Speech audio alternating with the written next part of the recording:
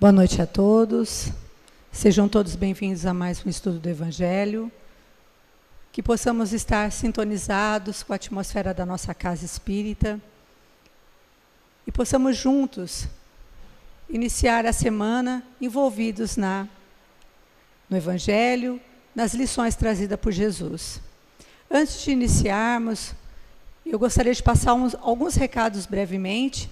E no final vou falar novamente, mas para a gente não se esquecer, porque às vezes as pessoas têm que ir embora rapidamente e acabam perdendo os recados. Essa semana é uma semana muito importante para nós aqui da Unificação. Na próxima quarta-feira, dia 1º de maio, é aniversário da Unificação. Completa 98 anos a nossa casa. E também aniversário de encarne do nosso patrono, Eurípides Barçanufo. Então, todo ano, no dia 1º, nós fazemos há uma palestra. Esse ano vai ser uma palestra litero-musical, muito bacana, muito alegre. E no final a gente sempre tem um bolo, um refrigerante, para a gente celebrar essa data tão importante para nós. Estamos aí nos aproximando do centenário, né? 98 anos é uma data importante para se comemorar. Também no próximo dia 4 de maio, que é um sábado, nós teremos o 5º simpósio Educação dos Sentimentos. A inscrição não precisa ser prévia, ela é uma inscrição solidária. Quem se interessar, vem até aqui, a partir das 14h, trazendo 1 quilo de alimento não perecível, que vai ajudar, inclusive, no dispensário Eurípides Barçanufo, que a gente faz sempre as cestas básicas para distribuir para as famílias carentes, e que a gente assiste aqui na nossa casa. Então, os expositores serão o Juarez Alves de Lima, Júnior, a Márcia Patiúlio e a Liz Maria. Esses serão os expositores do próximo sábado no simpósio. É muito interessante, convido a todos para que estejam aqui. E no dia 5, a nossa casa fará um almoço mineiro para a gente angariar fundos para a reforma e construção do Colégio Apóstolo Paulo, que é um colégio que já pertenceu à casa e que agora está sendo reformado, reestruturado, para estar trazendo jovens vulneráveis, pessoas que estão passando pelo ensino fundamental 2, ou ensino médio, que queiram fazer um curso profissionalizante. Então, estudam de manhã, farão o curso à tarde, e vice-versa. Então, é uma oportunidade para esses jovens serem encaminhados para uma profissão. Então, esse almoço do dia 5 tem essa finalidade, angariar fundos para a reforma desse colégio. Então, todos estão convidados. Eu tenho ingresso aqui para vender. Lá na frente também, o Valcir também está com alguns convites. Gostaríamos muito de tê-los conosco. Então, fica o convite também para o próximo almoço, que será no dia 5, a partir das 12 horas. Então, agora, vamos iniciar o nosso estudo. Antes de fazer a leitura, o João Pedro fará a leitura do conteúdo, e hoje nós temos como expositora aqui a Lilian Carla, nossa amiga, que todo final de mês, toda última segunda-feira, está sempre aqui conosco, colaborando nos nossos trabalhos. Então, vamos nesse momento respirar profundamente, fechando os nossos olhos, nos envolvendo com a atmosfera dessa nossa casa de oração, pedindo o amparo e a proteção dos amigos espirituais que nos assistem, a todas as equipes que nos acompanham, as equipes socorristas, equipes médicas, as equipes regeneradoras, as equipes afins a esse nosso estudo do Evangelho, que é esse nosso código de ética, de moral e de conduta, tão importante nos nossos dias.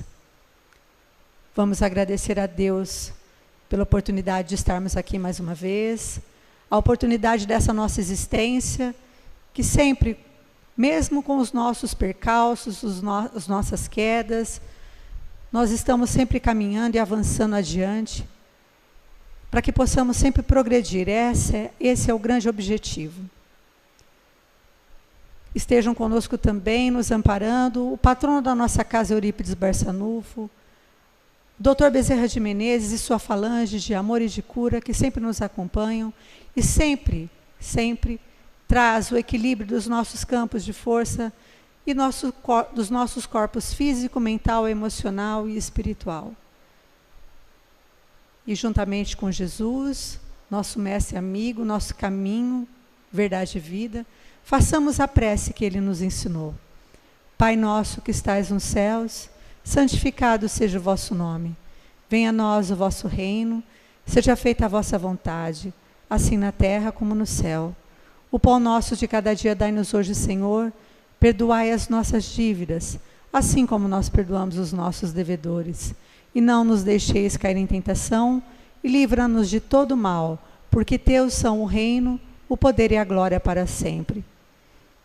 E nesse momento, em nome de todos os trabalhadores dessa casa, todos os amigos abnegados que nos acompanham, e em nome de Deus, em nome de Jesus, damos por iniciado os nossos estudos. Que assim seja, graças a Deus.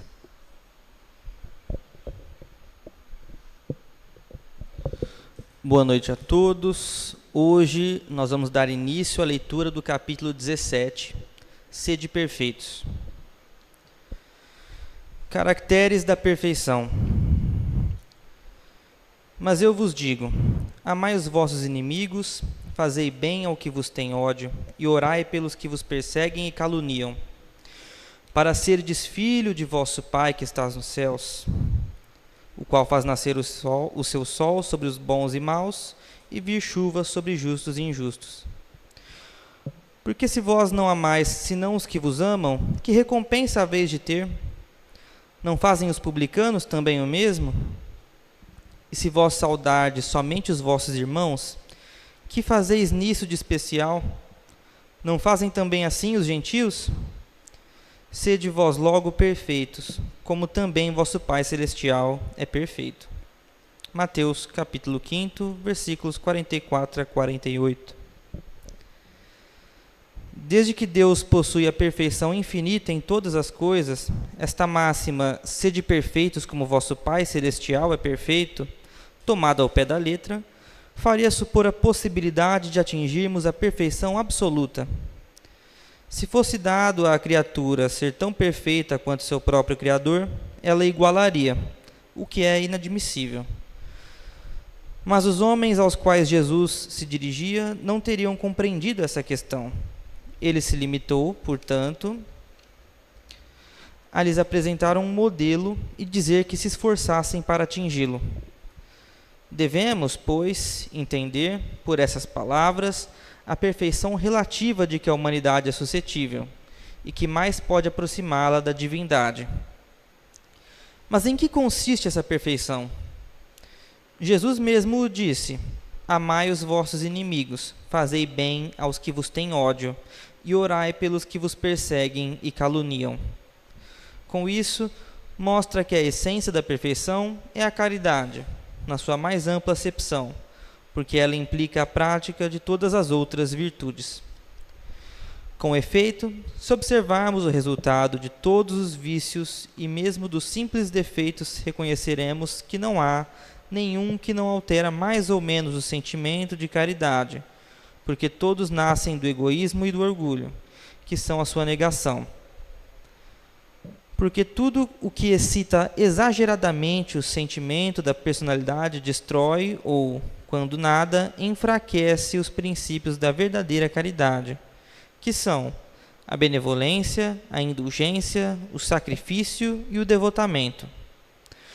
O amor do próximo, estendido até o amor dos inimigos, não podendo aliar-se com nenhum defeito contrário à caridade, é sempre, por isso mesmo, o indício de uma superioridade moral maior ou menor. Do que resulta que o grau de perfeição está na razão direta da extensão do amor ao próximo. Eis porque Jesus, depois de haver dado a seus discípulos as regras da caridade, no que ela tem de mais sublime, lhes disse: sede logo perfeitos, como também vosso Pai Celestial é perfeito. Que assim seja. Eu passo a palavra agora para a Lilian.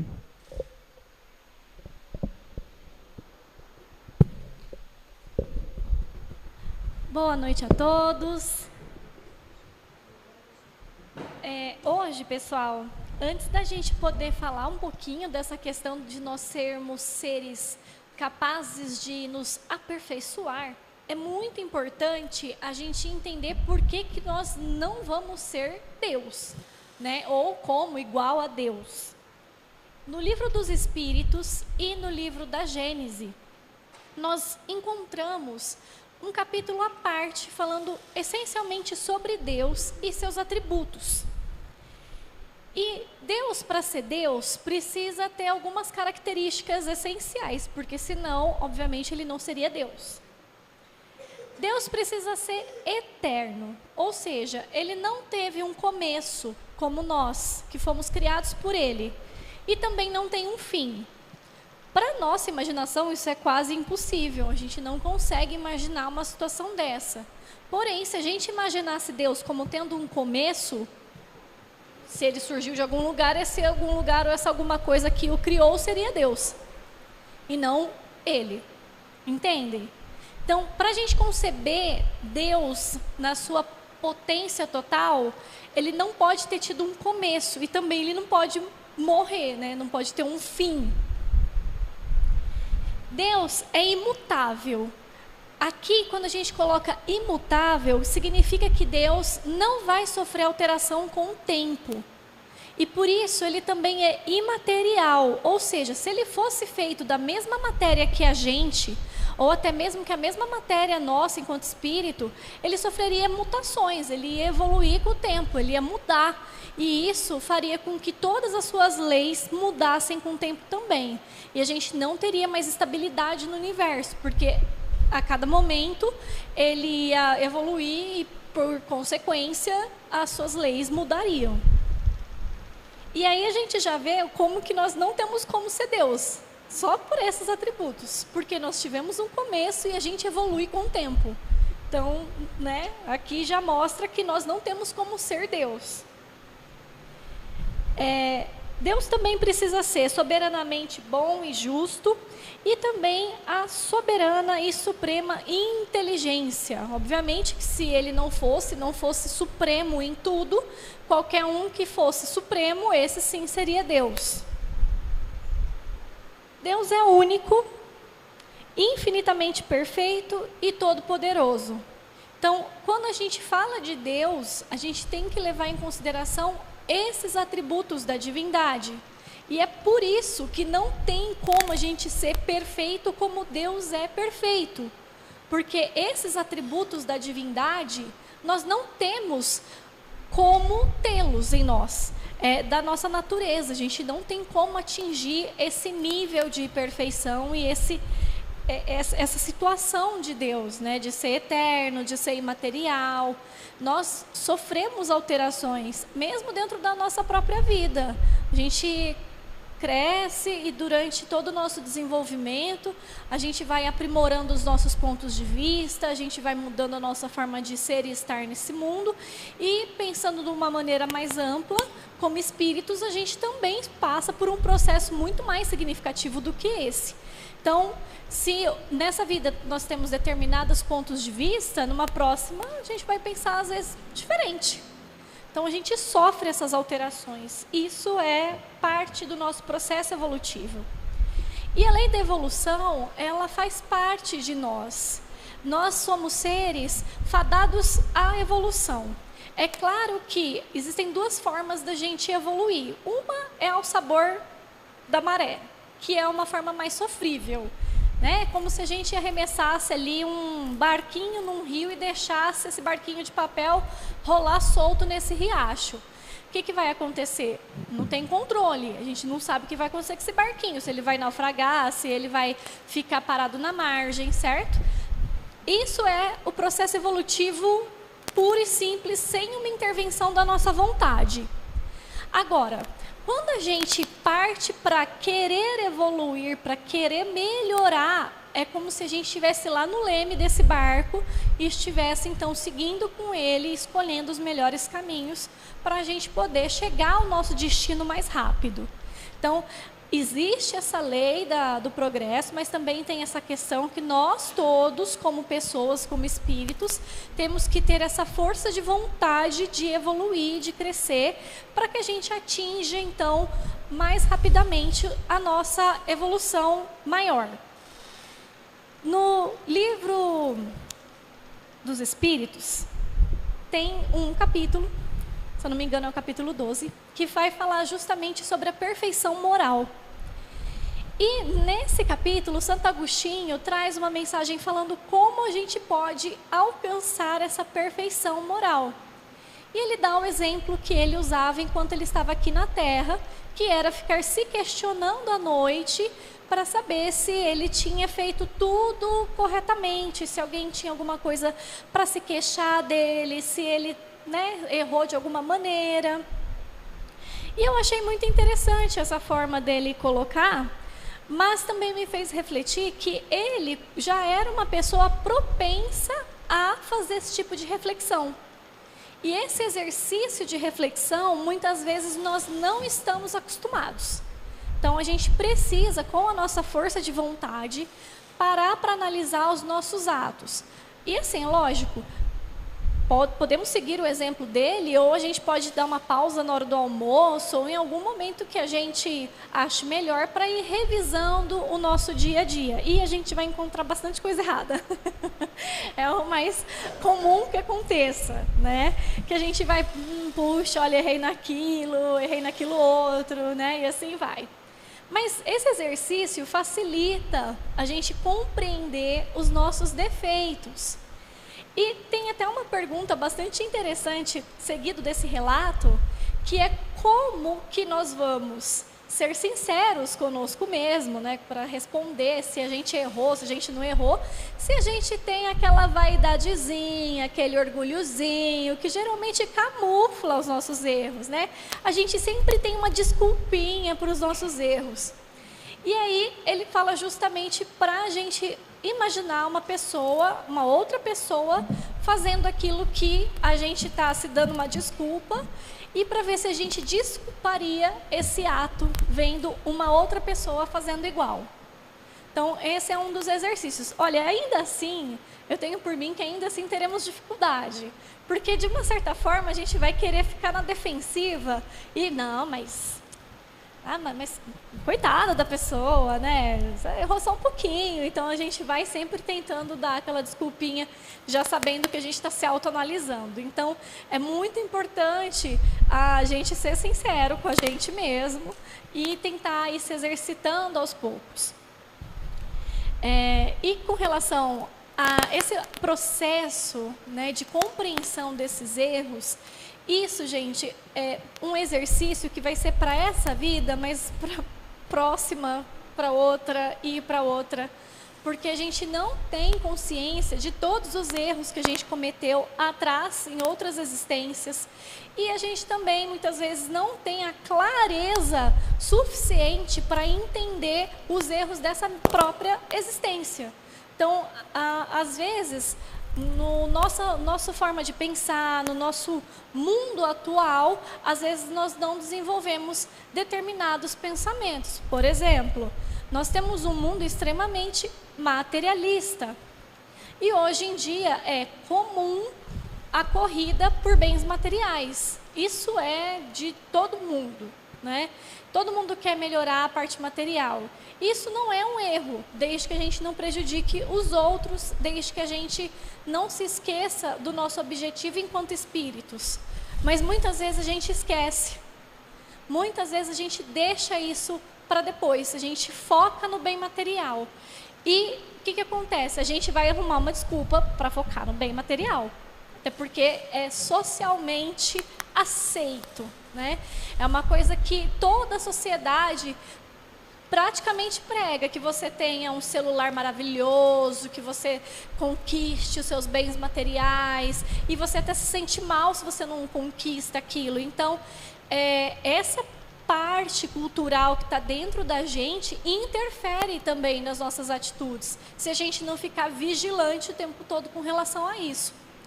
Então, muitas vezes, nessa vida, a gente não vai ter consciência total do quão materialista nós somos.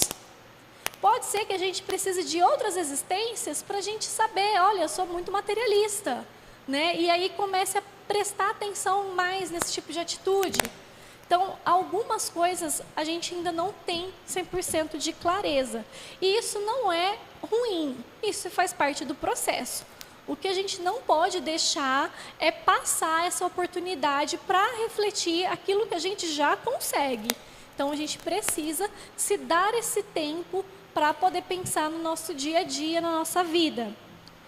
A lição, ela coloca, né, e até mesmo Santo Agostinho coloca isso, Joana de Ângeles também coloca isso. A Joana de Ângeles, para quem não sabe, é a mentora espiritual do Divaldo Pereira Franco, e ela também tem um livro que ela traz as lições do Evangelho de uma forma bem explicativa, bem legal, e todos eles colocam, né, que essa questão do amor ao próximo é assim a estrelinha dourada que a gente precisa conquistar.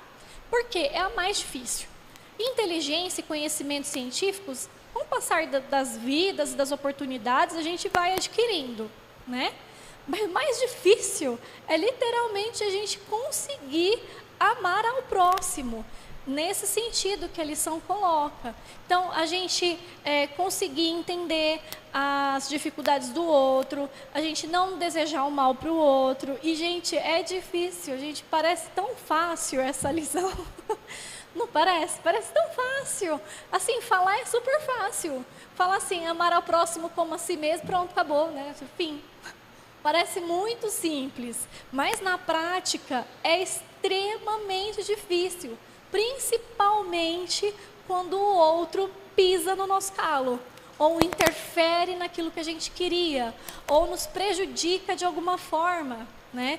Isso é extremamente difícil. Lembrando que existem diferentes tipos de prejuízo, tem dos mais suaves aos mais drásticos. Então, é extremamente difícil você entender que você não pode desejar o mal para aquela pessoa, e que desejar o mal para aquela pessoa é, na verdade, se prejudicar primeiro, né? E criar um vínculo ruim, desnecessário com aquela pessoa. E um vínculo ruim que muitas vezes vai demorar muitos séculos para se refazer, para que as coisas se tornem melhor, para que cada um possa seguir sua vida de uma forma pacífica. Então, esse tipo de compreensão, literalmente, é muito difícil para nós ainda. Nós temos esse tipo de dificuldade. Muitas vezes a gente cria laços ruins com as pessoas sem nem perceber, né? Porque nós ainda não temos essa consciência. Então, a gente fica, às vezes, desejando mal para um coleguinha do trabalho, ou deseja mal para alguém da família, ou fica assim, eu não posso desejar mal. Mas podia, né, acontecer.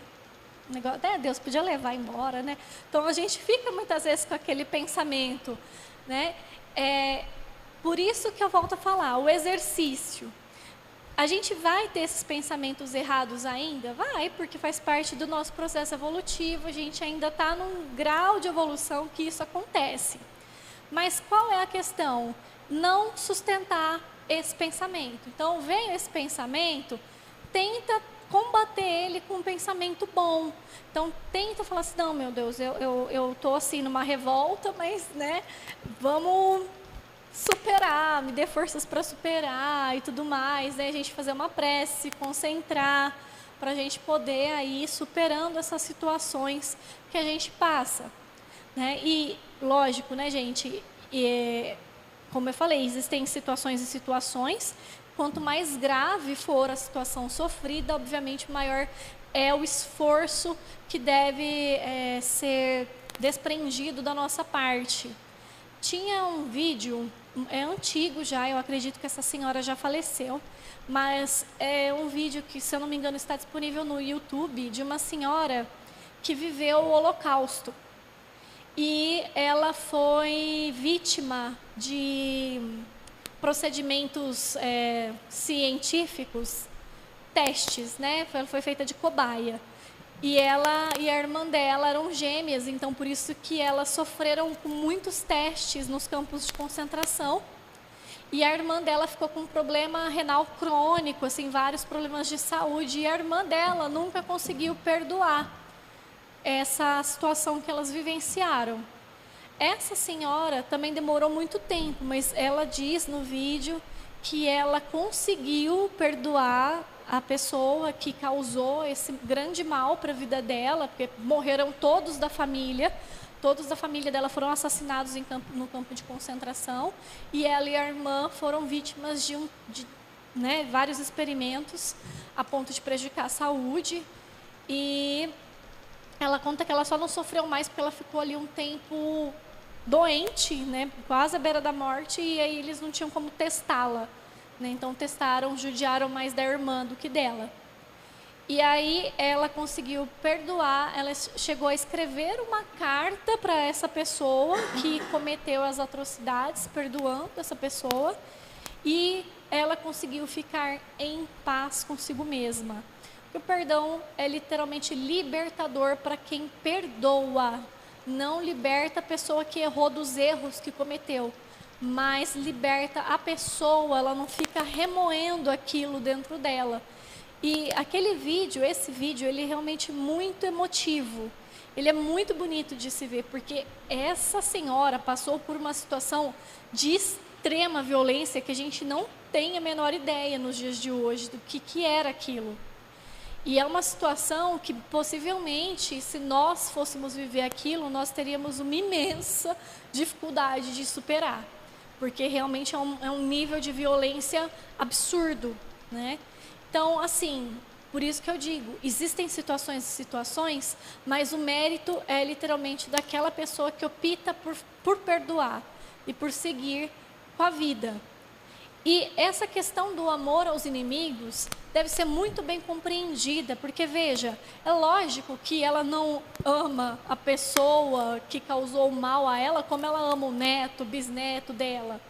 Ela conseguiu perdoá-lo a ponto de não desejar o mal, mas para aquela pessoa de se libertar daquela situação, daquelas memórias ruins, de conseguir seguir com a vida dela, né? Sem ficar ali com aquele peso emocional. Então, ela conseguiu se libertar disso.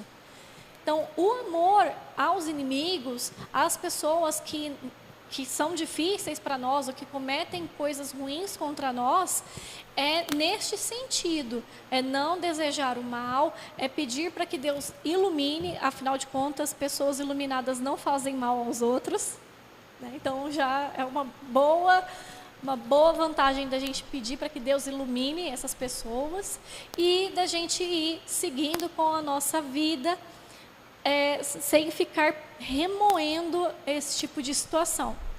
E é lógico, gente, muitas vezes é difícil, muitas vezes requer tempo. Esses períodos de reflexão que Santo Agostinho fez, como eu disse, ele já estava num nível de evolução muito alto. Então, para ele era fácil fazer isso de uma forma mais tranquila. Agora, para nós, para a nossa vida, para as coisas que a gente passa, a gente vai precisar de muito tempo de reflexão, muitas vezes de uma terapia, para poder ajudar nesse processo de reflexão, para a gente conseguir, aos pouquinhos, chegar na perfeição que o Evangelho coloca para nós. E, volto a falar, essa é a parte mais difícil, porque amar aquelas pessoas que nos fazem bem constantemente é fácil, né? Não tem nada que nos impeça. A pessoa está sempre nos ajudando, a pessoa está sempre sorrindo para a gente, então isso fica muito fácil. Só que, mesmo essa pessoa pode errar com a gente. Então, a gente precisa aprender a lidar com isso. Ninguém vai ser 100% certo conosco o tempo todo. Isso não vai acontecer. Nós estamos no meio de pessoas que têm qualidades e defeitos, e muitas vezes mais defeitos do que qualidade, e isso é normal para o nosso planeta. Então, mesmo a pessoa que a gente sempre amou, porque sempre estava ali do nosso lado, pode ser que um dia não esteja mais. Pode ser que um dia pise na bola, pode ser que um dia faça uma coisa errada com a gente. Como nós vamos nos comportar perante isso? Então, essa lição do Evangelho coloca bem claro essa necessidade nossa de prestarmos atenção nisso, de termos um foco nisso, nessa parte mesmo de amar ao próximo.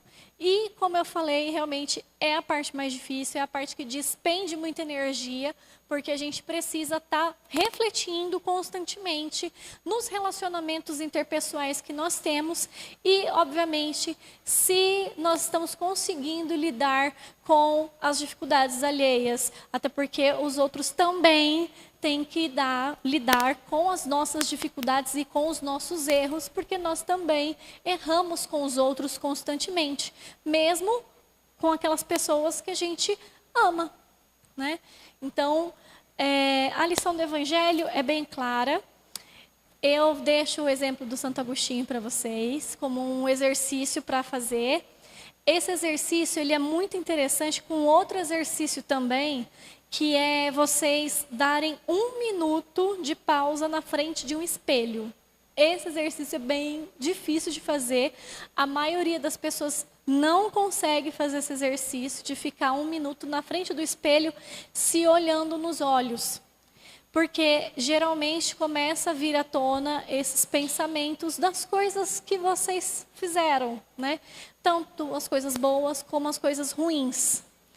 E é um bom exercício para vocês, obviamente, refletirem, mas precisa sim já estar preparados para surpresas boas ou ruins que vierem deste exercício. Tá bom? Bom, pessoal, já deu o meu horário. Eu gostaria, então, de propor para que todo mundo, inclusive eu, a gente faça esse exercício à noite, hoje antes de dormir, para que a gente possa se acostumar com isso, né? Essa autorreflexão e que a gente possa, então, chegar ao nosso nível aí de evolução maior, lembrando que Jesus é o nosso maior exemplo de espírito super evoluído. Ele é um com o Pai, mas ele não é o Pai. Ele é um com o Pai. Então, o nível maior de evolução, o nosso maior exemplo é Jesus Cristo. Para a gente chegar lá, tem muito chão pela frente, então a gente precisa começar hoje, para daqui a alguns milênios a gente chegar até ele. Bom, uma ótima noite para vocês. Vou chamar os médiuns para frente para dar o passe. O Léo no piano.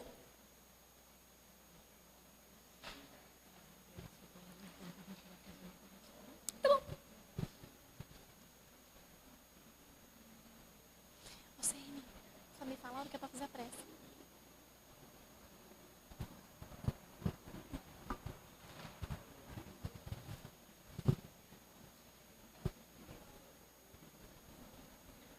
Não, fica muito escuro.